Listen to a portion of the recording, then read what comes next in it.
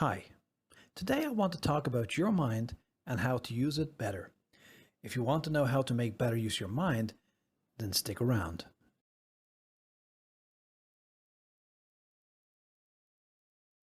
The interesting thing about life is that the most important asset which we possess by far is our conscious awareness.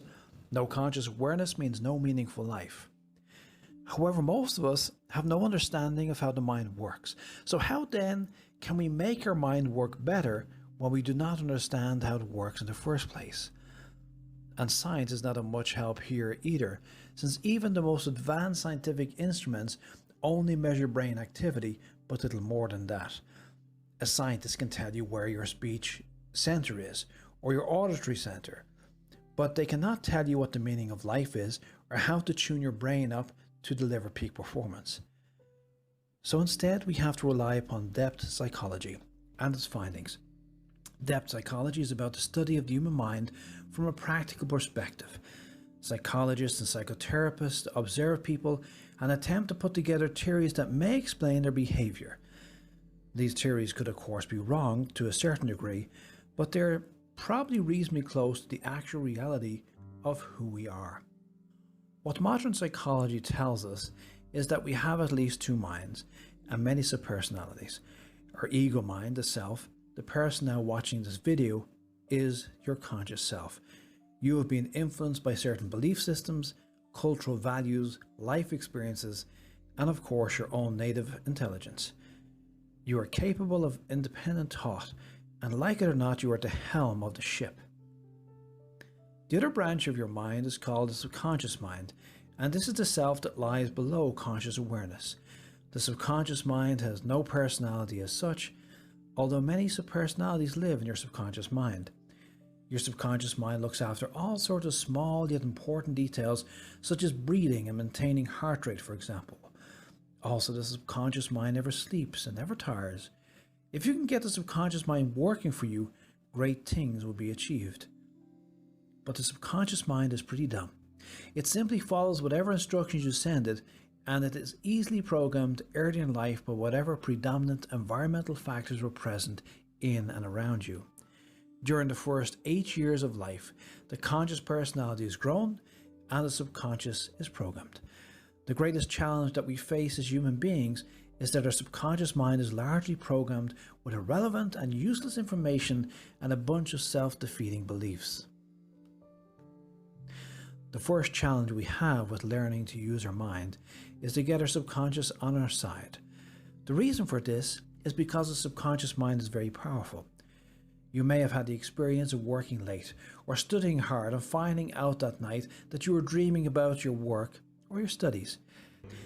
Now this is a great thing because it means that you have become so focused that your subconscious mind is now also focused upon your daily activities. Now why, you might ask, is this good for you? It's good for you because your intellect, your ego are the brains in the machine, whereas your subconscious mind is the brawn. You are good at making sense of things and making strategic decisions, but you are not so good at working endlessly hard, and indeed you shouldn't be. One of the great failures of modern education is in forcing students to study hard and make them think that's all about working hard, grinding it out and forcing facts into your brain and making you sweat as you force your mind to grow. But this goes against nature. By nature, you are supposed to orientate yourself and choose what you want to achieve, and then you're meant to train your subconscious mind to do the heavy lifting. This is a rational, normal way of doing things. How many managing directors lift heavy boxes around the factory floor? Not many. In everyday life, the managing director directs his or her personnel to do certain things, while other employees, usually the burly ones, lift the heavy boxes. Now don't they? Well, it's the same thing with your mind. You are supposed to make up your mind, and then your subconscious mind is supposed to do the heavy lifting. Your mind is not designed to work tirelessly, but your subconscious mind is. And of course, your subconscious mind is not designed for high-level thinking, but you are.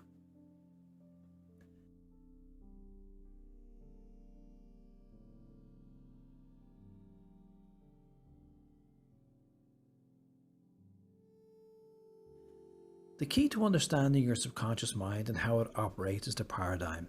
The paradigm means the beliefs we have about life, the stories which we tell ourselves about how life is. Whether you are abundant or fearful, whether you are anxious or laid back, whether you are confident or unconfident. These are all beliefs passed down to you as concepts when you're a young child.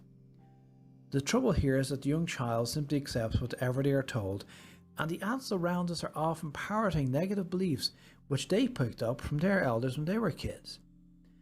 You don't have to look too far to see this at work. Look at how many people around you who are complaining about the weather, the economy, society in general, all the big bad things which have happened to them or to people in their life and so forth. We learn early in life to be fearful and anxious.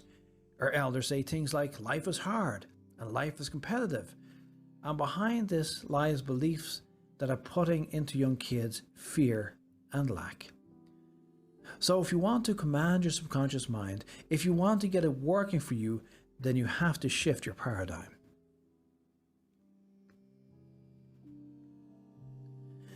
Okay, so let's go. What do I have to do to change my paradigm then?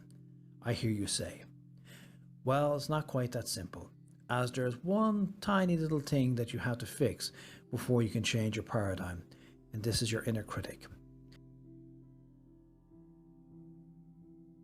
So what is the inner critic? Well, the inner critic is a subpersonality. Remember I mentioned them earlier? Well, it's a subpersonality that you develop as a young kid, and it's designed to keep you obeying society and doing the right thing. Your conscience is your inner critic, or should I say, it's the good side of your inner critic. Wanting to fit in with society and not hurt others is your conscience, and this is very useful. However, the downside of the inner critic is the self-criticism in overdrive, and in this case the inner critic holds us back and belittles us. So how can we fix the inner critic?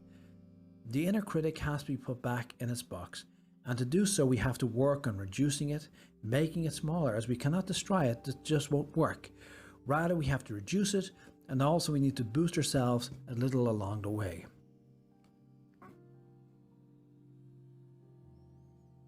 If you ever buy a car or a motorbike, you will receive a nice thick little book with pretty diagrams and pictures of working parts of your vehicle, and in the back of this thick little book, your owner's manual, will be a few pages entitled Servicing, where the book gives you advice on when to service your vehicle and what you have to do to service your vehicle. Well, here we are in our mind, a user's manual, and now we're going to take a look at how we service our mind and what should we do to service our mind.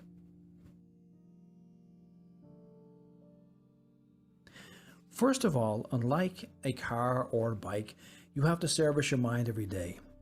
Every day you need to work on reducing negative thinking, boosting your self-worth with auto-suggestion and mind feed being good books and videos and good company. You need to develop a connection between your conscious and subconscious mind via developing the alpha state, which is achieved through relaxation, conscious visualization and auto-suggestion. And you need to learn about yourself. You learn about yourself by becoming a more self-reflective person. You start diary writing, you start attending self-help workshops, reading good self-help books, and watching nice self-help videos. You need to expand your paradigm by reading and watching more widely philosophical subjects, not scholastic philosophy books and videos, but rather content which makes you think in a bigger and broader way about life in general. For developing a bigger, more expansive worldview will make you more philosophical, and a philosophical outlook will give you a balanced way to look at life. A part of this bigger outlook is gratitude, where you learn to appreciate what you've got going for your life, which will help you appreciate more and criticize less, and which will help you manage to keep moving forward even when challenges appear in life. So servicing the human mind is a pretty big effort. No 6,000 mile services here. You have to service every mile of your life journey, and that's how it should be. As the most advanced species on the planet, it is reasonable that we should have to make an effort to service our minds.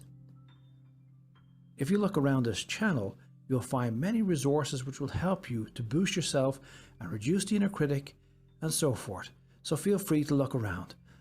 Most importantly, Make a committed effort today to work on your mind, as it truly is your greatest asset. Finally, the most amazing thing about being a human being is that each person has a unique operating system. In the world of smartphones, mainly we have Apple I/O and Android. But in the human race, each human being, all 7 odd billion of us, has a different operating system, as our brains have been adapted uniquely according to our particular life circumstances, our genetic predispositions, and the choices which we've made along the way, all of which have helped to map out our brains so that they work in a certain kind of way. So while in this video I can paint the big strokes, ultimately the small strokes of the picture that is your life can only be fleshed out by you. And in order to do this, you have to take time to learn about yourself, work on yourself over time and on a daily basis. If you do this, if you follow this advice, you'll find that you can take charge of your mind. You can grow and learn about your mind, and you can find out how to operate your mind. You will find that as you service your mind, unlike a car or a bike which can at best only be brought to factory fit level, if you use this owner's manual of your mind, you'll find that you can achieve something which you could never achieve on a car or a bike. For a car or a bike, when serviced well, will simply work to its optimum level that it was designed to work from the factory. But as a human being, there's no end to what we can achieve. As we service the mind becomes better and sharper and more effective. And for as long as you live, every day you can become a bigger and better version of yourself. And that's a hell of a thing.